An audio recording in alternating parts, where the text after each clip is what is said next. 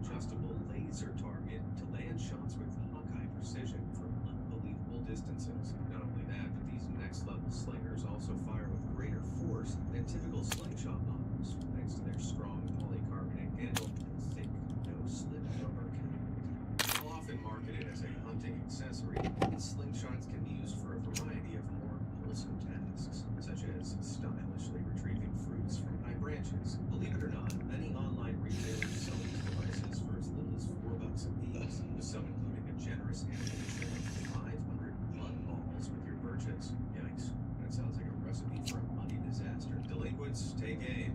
It's time to paint this town brown. Which of these amazing tools would you like to test out for yourself? Do you have a favorite tool in your toolbox? Comments, and as always, thanks for watching.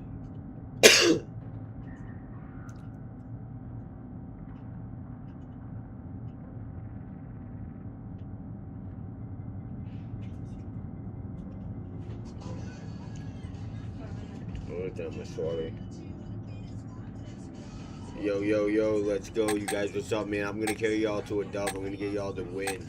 I'm gonna drop at least 20 for y'all. I know I'm a low level, but I just started. You know, I played the other one, but it's just, you know, it's got the BO7. Let's get it.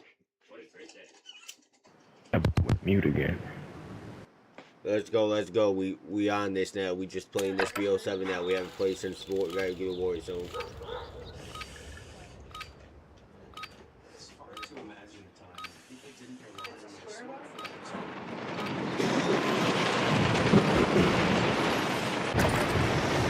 We're headed to the war zone.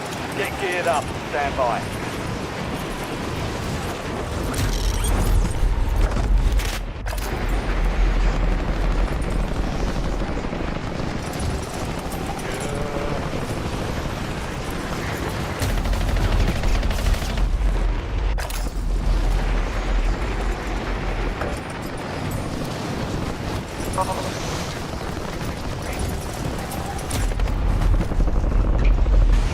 Enemies are dropping into the area. Watch the skies. Playtime's over. Stand by for deployment to the war zone. In the 1950s, nobody owned them. So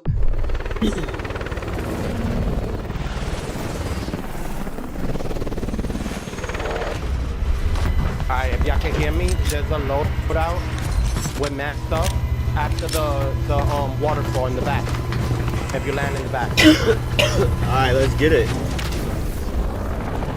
Yeah. Resurgence. Let me see if I see it. Arrive and your team can redeploy. Eliminate targets to bring them back faster. Spray in the back.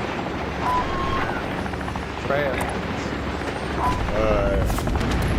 Let's go. Yeah. Let's grind over to it. Let's go, little grinds for you, buddy.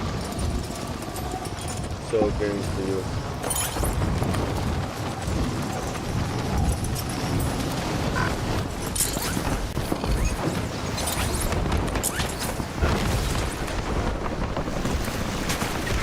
And this is alright, okay. Yep. There's one up there.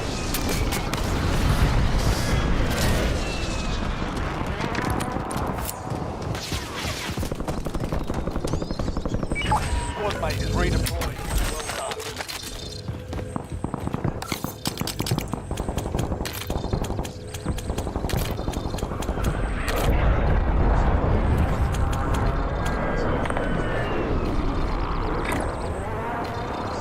Enemy soldier incoming.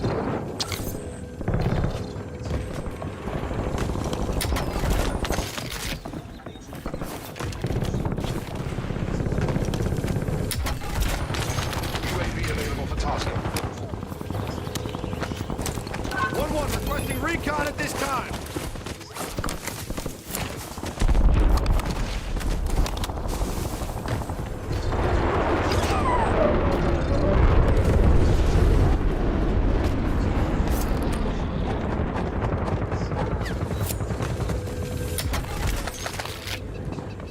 Oh shit. UAV is legal fuel. Returning to base. Your squad mate went went AWOL. Surgeon's timer reduced. Taking effective fire!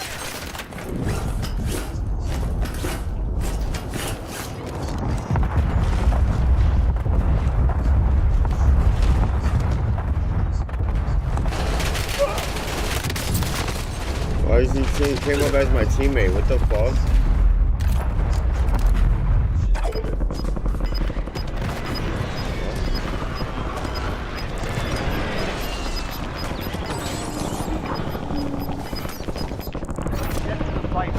I'm back on station! Get ready. You're redeploying.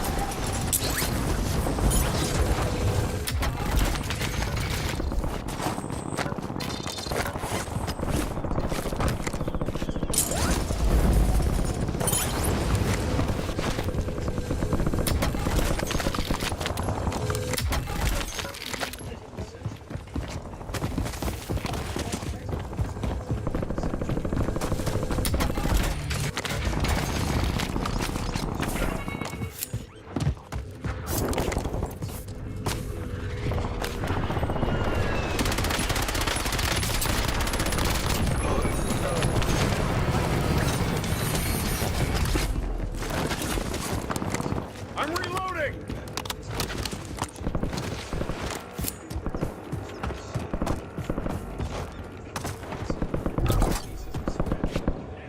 You've got a loadout drop inbound.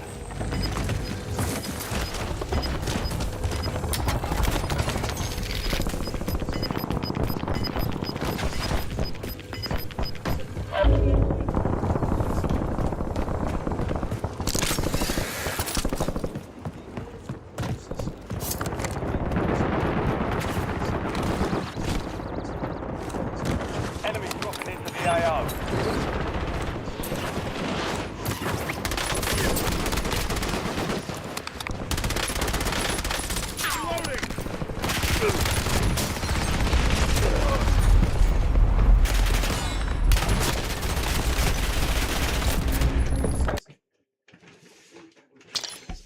Officials today. Mercifully, we now live with the joy of soft, clean toilet paper. Hopefully, my face isn't on any of yours, but then again, you'll never know what it looks like. Radical rays. When you think of X-rays, you probably picture something.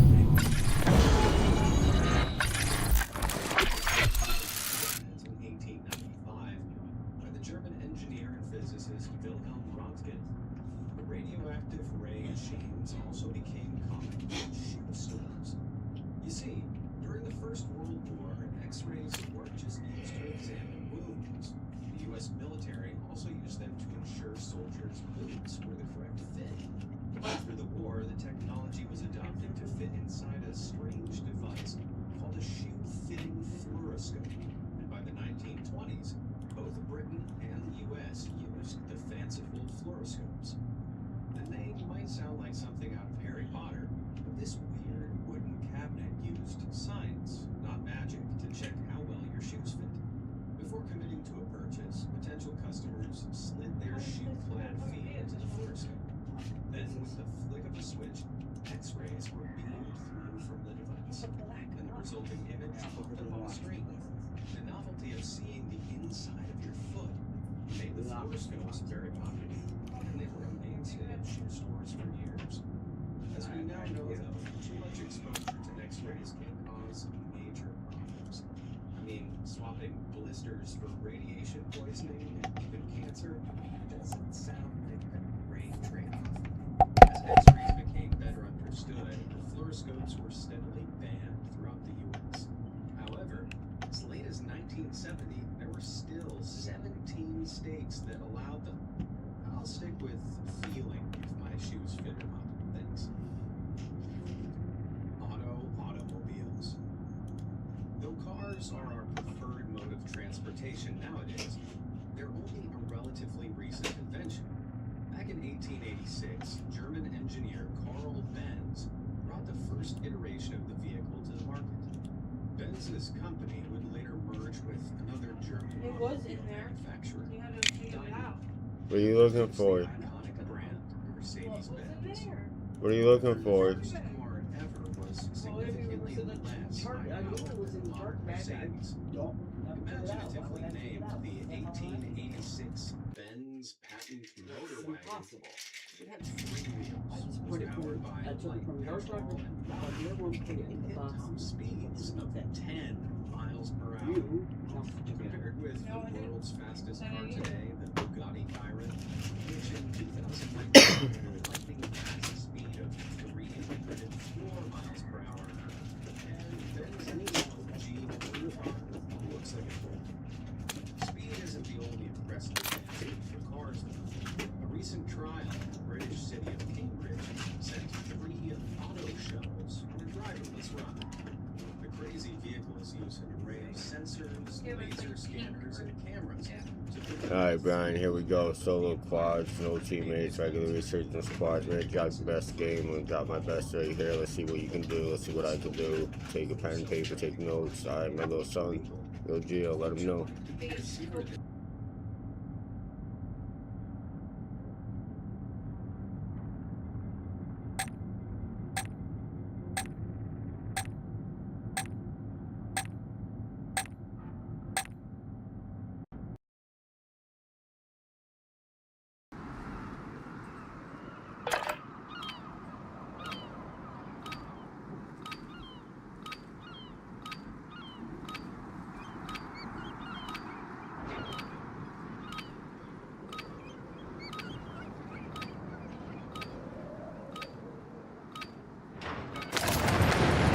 Check weapons and gear. We're holding for deployment.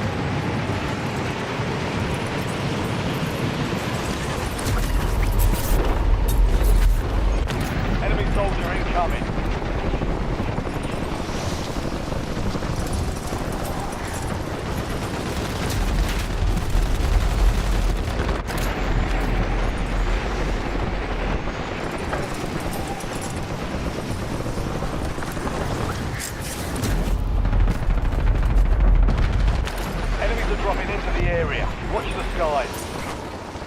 All stations, we are green to go. Stand by for deployment.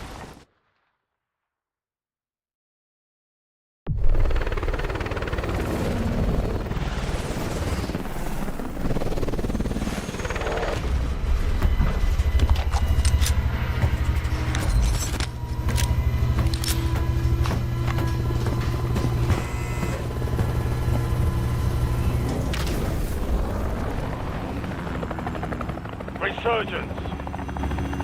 Survive the time and secure redeployment. Earn points to speed up the countdown. We're going to go at typical guys.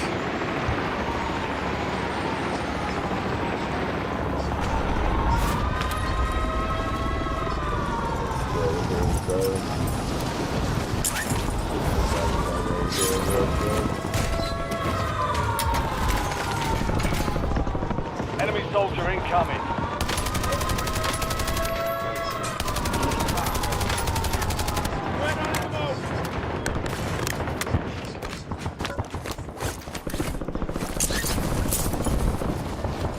Yo, anybody over here? Yo.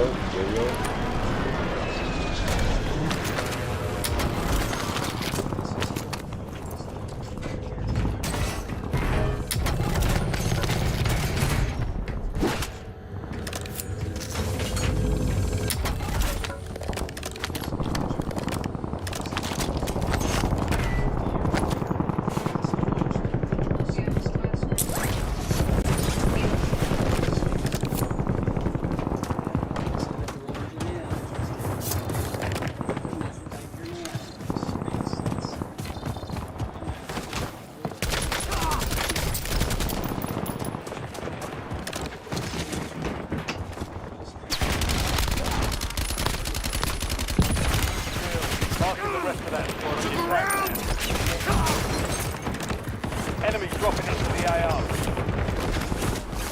I'm reloading!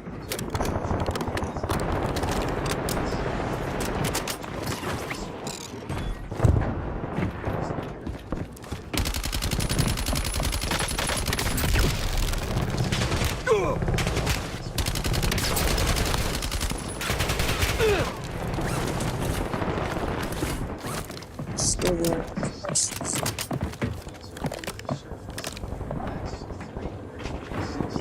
Yo, what up, buddies?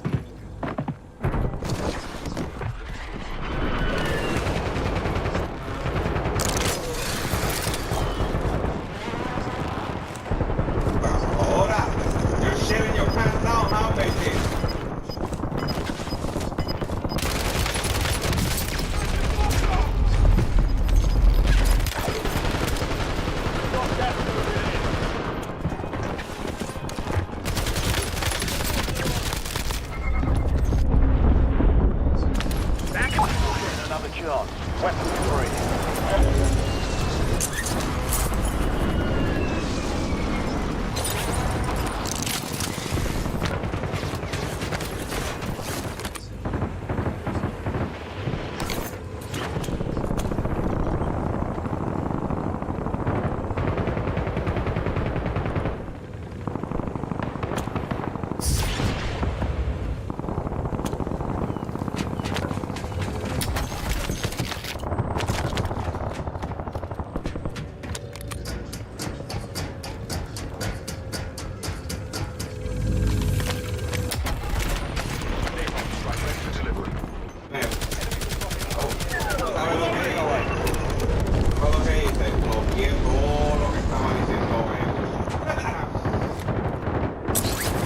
Right there.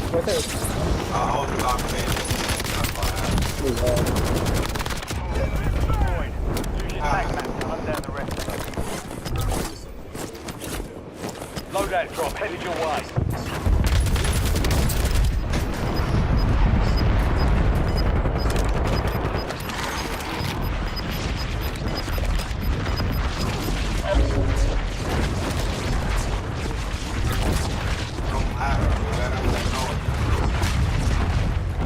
Enemy dropping into the AO.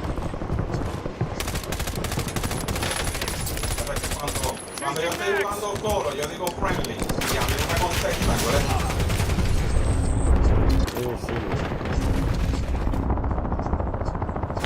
I'm on station. Go get your revenge.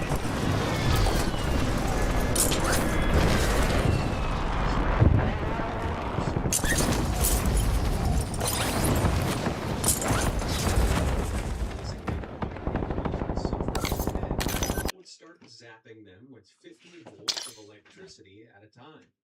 And it worked. The electricity wasn't strong enough to cause harm and actually numbed pain. The only downside was having to, wear a You already with a turned it hat on. that electrocuted you. The heat's off. Luckily No, for us, the practice but you is turn as it up, dead I as mean, old like, Scribones. I'll turn it up in a second. Is as alive as you and I. Scientists studying the phenomenon at the City College of New York attached electrodes to the heads of migraine sufferers and sent mild shocks through them. After repeated sessions, they found the duration and intensity of their migraines was reduced by almost 40%. We're not entirely sure why it works, but the electricity may release neurotransmitters in the brain which relieve pain. And if you want to try it out yourself, there's no need to learn to fish. You can buy electrically charged headbands now, provided you have a cool $300 to spare. I'll probably just stick to paracetamol. Thanks. Vehicular vacuum. Vacuuming really sucks, right? But the predecessor to the vacuum didn't suck at all. It blew. Back in 1901, British engineer Hubert Cecil Booth saw a demonstration for a dust-blowing machine that was supposed to clean train carriage carpets. All it really seemed to do, though, was throw the dust somewhere else. Rightly convinced that suction would be far superior, Booth came up with the first ever vacuum cleaner. Nicknamed the Puffing Billy, the vacuum was so enormous it had to be pulled by horses. For a fee, the cleaner arrived outside your house, and then long hoses were fed through your windows. Once the machine was turned on, a petrol-powered motor sucked air and dirt from inside the house and down through the hoses. The dirt was then filtered into a clear glass chamber on the side of the machine. Locals outside often stood and marveled at how much had been collected. But to hire a puffing billy just once cost 20 pounds, about the same as a junior maid's entire yearly salary, and the equivalent of over $3,000 today. Despite starting as a luxury only the elite could afford, as time went on, vacuum cleaners became far cheaper and a lot smaller too.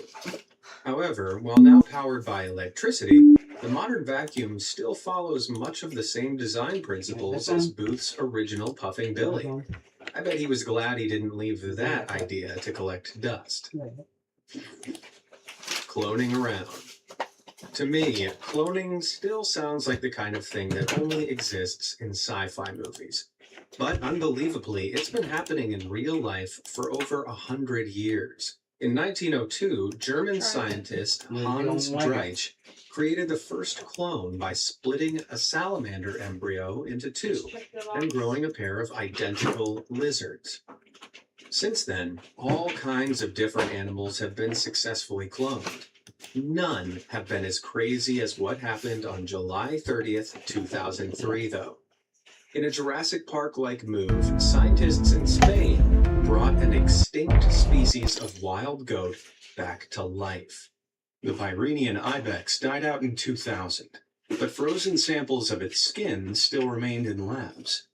By taking DNA from this skin and inserting it into the embryos of living domestic goats, scientists successfully got a goat pregnant who gave birth to the ibex. Sadly, the newborn passed away due to respiratory issues. Nevertheless, it proves that extinct animals can be resurrected, which is honestly mind-blowing. Don't worry too much about a real-world Jurassic Park, though. You need a very similar surrogate mother to the extinct species for the process to work.